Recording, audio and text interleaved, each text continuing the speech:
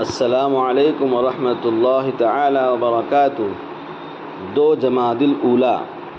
میرے محترم بھائیوں، آپ سب دوستوں سے گزارش ہے کہ آپ ہمارے اس پیغام کو پھیلانے میں، شیئر کرنے میں حصہ ضرور لیں، تاکہ آپ کو بھی اللہ تعالیٰ اپنے اجر عظیم سے ضرور نوازے۔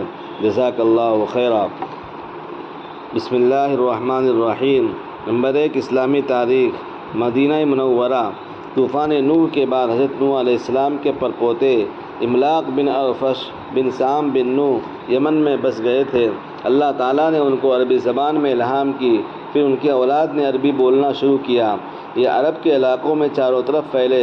اسی طرح پورے قوم جزیرۃ العرب میں عربی زبان عام ہو گئی۔ اسی زمانے میں مدینہ کی بنیاد پڑی۔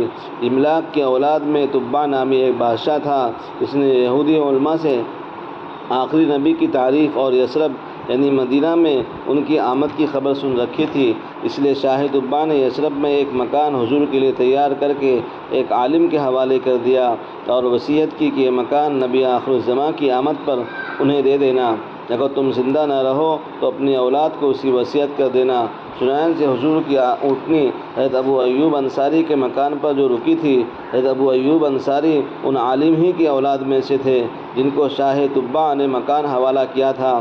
ساتھ ہی شاہ تبع نے ایک خط میں حضور کے نام سے لکھا، اس میں آپ سے محبت، ایمان لانے اور زیارت کے شوق کو ظاہر کیا تھا۔ حضور صلی اللہ علیہ وسلم کی ہجرت کے بعد یثرب کا نام بدل کر مدینہ الرسول یعنی رسول کا شہر رکھا گیا۔ نمبر 2، حضور کا معجزہ، بینائی کا لوٹ آنا۔ حضرت حبیب بن ابی فدیک رضی اللہ عنہ فرماتے ہیں، میرے والد کی آنکھیں سفید ہو گئی تھی، جس کی وجہ سے ان کو کوئی چیز نظر نہیں آتی تھی۔ تو ایک دن میرے والد حضور کی خدمت میں جانا چاہتے تھے تو مجھے ساتھ لے لیا۔ جب ہم وہاں پہنچے تو حضور نے پوچھا کیا ہوا؟ میرے والد نے فرمایا، میں اپنی اونٹ کو تیل لگا رہا تھا، اتنے میں میرا پیر سانپ کے انڈے پر پڑ گیا، تب سے یہ میری حالت ہو گئی ہے۔ تو حضور نے ان کی آنکھوں پر دم کیا، آنکھ اسی وقت اچھی ہو گئی۔ حضرت حبیب فرماتے ہیں کہ میرے والد 80 برس کی عمر میں بھی سوئی میں دھاگا پرو لیا کرتے تھے، یعنی سوئی میں دھاگا ڈال دیا کرتے تھے۔ نمبر 3، ایک فرض کے بارے میں، نماز چھوڑنے کا نقصان۔ رسول اللہ نے فرمایا، جس شخص کی ایک نماز بھی فوت ہو گئی وہ ایسا ہے گویا اس کے گھر کے لوگ اور مال و دولت سب چھین لیا گیا ہو۔ نمبر 4، ایک سنت کے بارے میں، برے لوگوں کی صحبت سے بچنے کی دعا۔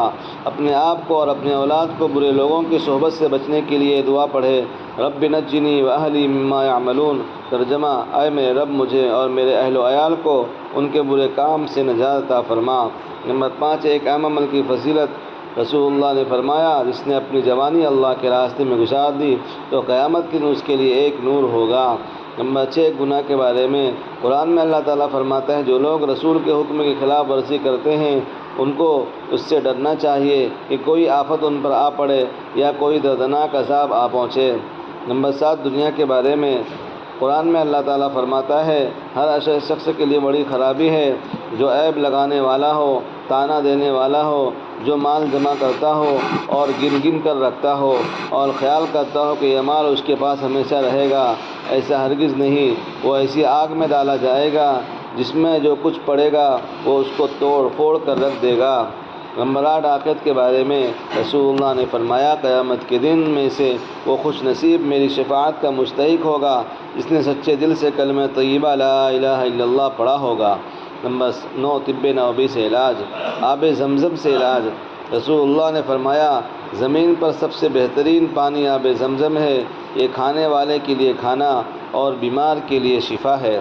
نمبر 10، نبی صلی اللہ علیہ وسلم کی نصیحت۔ رسول اللہ نے فرمایا، تم میں سے کوئی اپنے بائیں ہاتھ سے ہرگز نہ کھائے اور نہ بائیں ہاتھ سے پیے، کیونکہ شیطان اپنے بائیں ہاتھ سے کھاتا ہے اور پیتا ہے۔ اللہ تعالی ہم سب کو ان کہی سنی باتوں پر عمل کرنے کی اور اس کو پھیلانے کی توفیق عطا فرمائے اور اس کو ہمارے لیے صدقہ جاریہ بنائے اور آخرت کے لیے ہمیں مفید اور بخش بنائے۔ آمین۔